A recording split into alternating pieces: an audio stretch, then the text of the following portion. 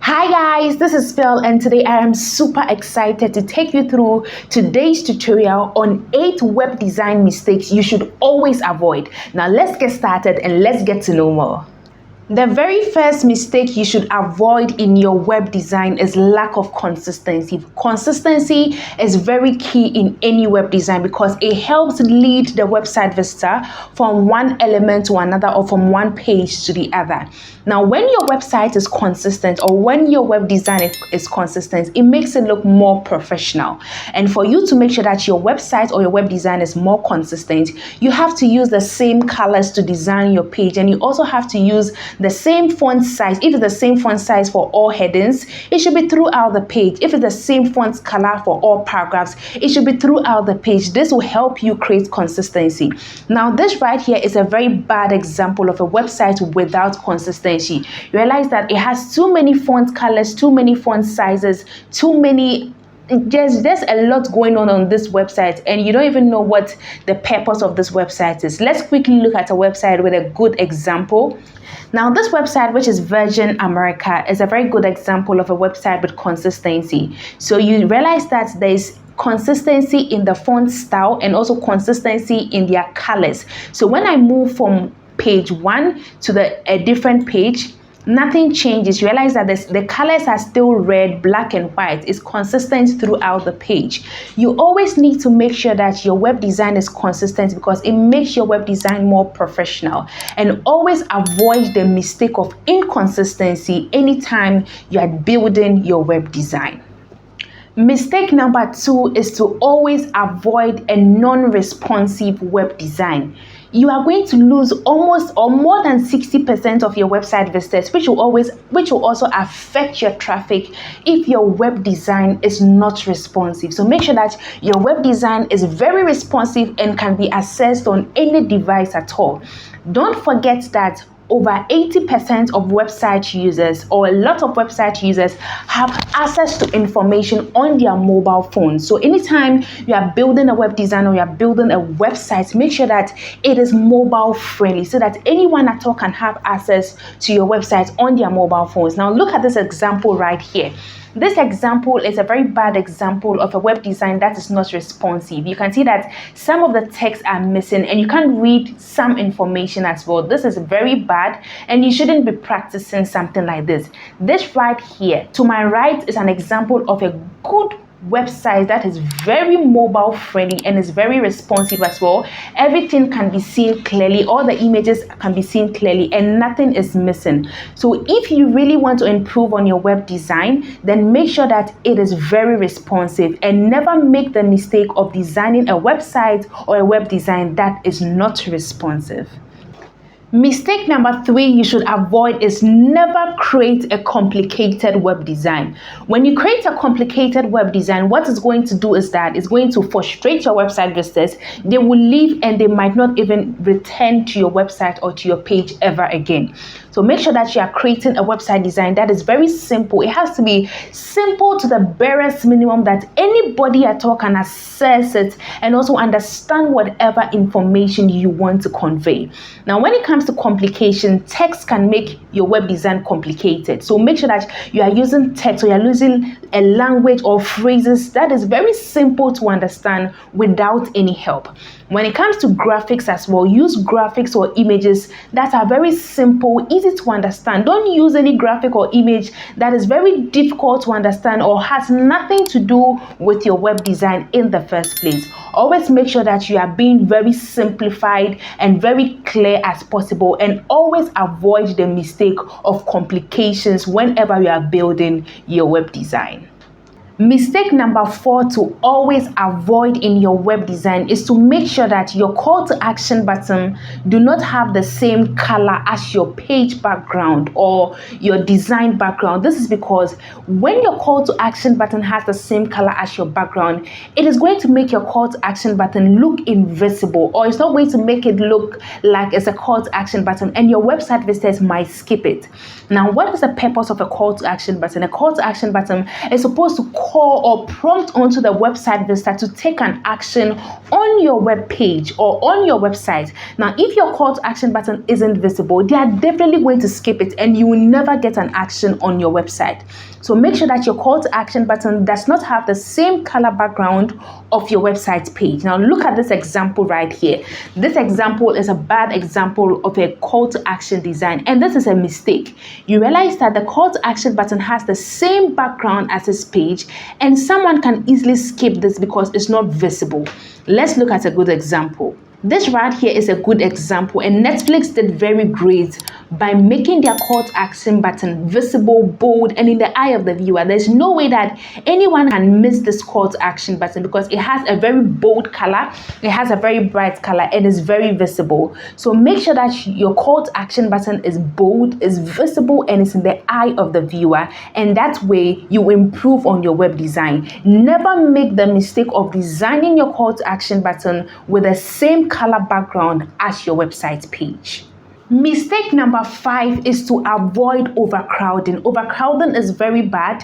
First of all, it makes your website look very clumsy. Secondly, it makes your website look like a spam, and thirdly, it makes your website look very unprofessional. So make sure that anytime you are putting together your website or your web design, it is not too crowded. Give it enough breathing space. And this example right here is a good example of a bad website which has too many crowdedness. This website is too crowded. You don't even know what is going on this website. A lot of information, and it does not give the website visitor a direct focus. The website visitor does not know what to focus on in the first place, and you shouldn't be practicing something like this. Let's quickly look at a good example. This website right here is a great example of a website that has good breathing space. You realize that there's no crowding on this website.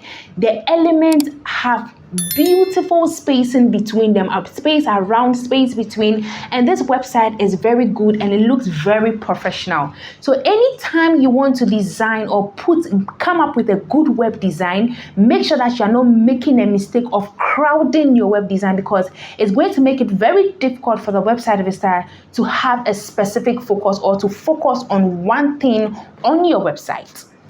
Mistake number 6 to avoid is to make sure that you are not using too many call to action buttons on your web design. When you use too many call to action buttons, what you are doing is that you are confusing your website visitor, and they might not even know which action to take or what to do in that situation. Make sure that you are using just one call. You can use one call to action button on your first page or on your first home page. Just one bold, visible call to action button which calls onto the website visitor to take an action. In that case, they know exactly what to do and they are going to take a direct and specific action. Having one call to action button on your home page also helps because your website visitor is not confused. Your website visitor knows exactly what to do, and it even makes your website design very professional. Now let's look at this example right here.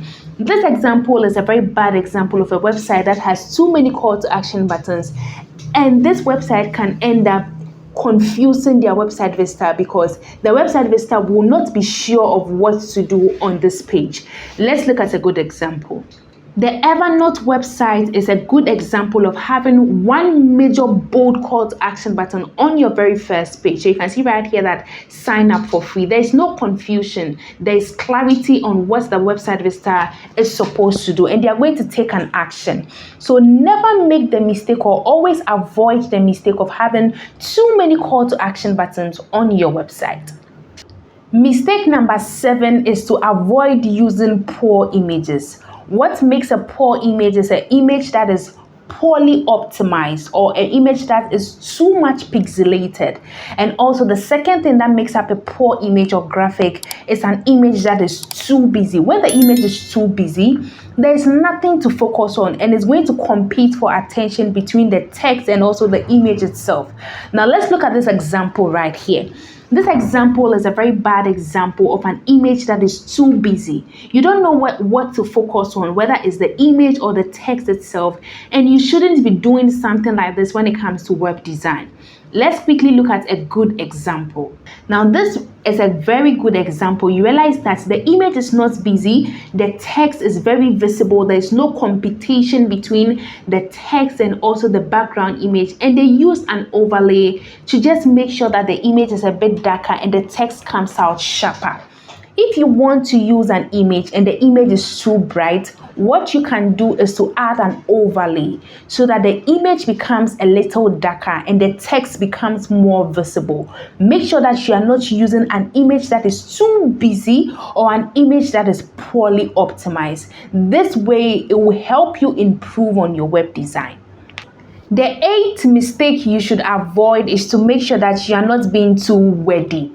When your web design is too wordy, it's going to turn your website visitors off and they might not even read that information in the first place.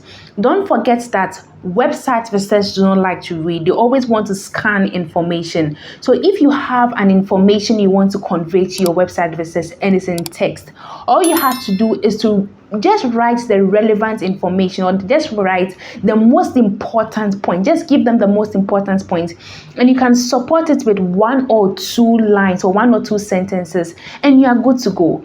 You also have to practice the habit of using bullet points, because bullet points are very easy to read and also very friendly to the website visitor as well.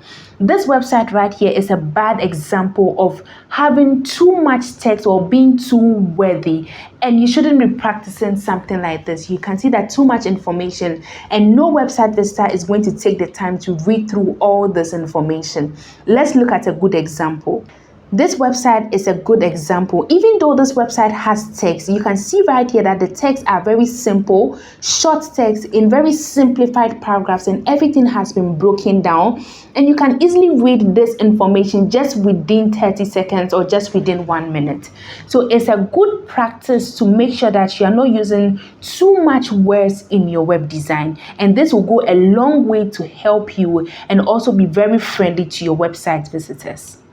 Okay guys, this brings us to the end of today's tutorial on 8 mistakes you should avoid in your web design, and I hope you learned something new. If you have really learned something in today's tutorial, kindly click the subscribe button right below to subscribe to our channel, and I promise to always come your way with more educative content for you to learn something new. Thank you for subscribing to the channel, and I will see you in the next tutorial.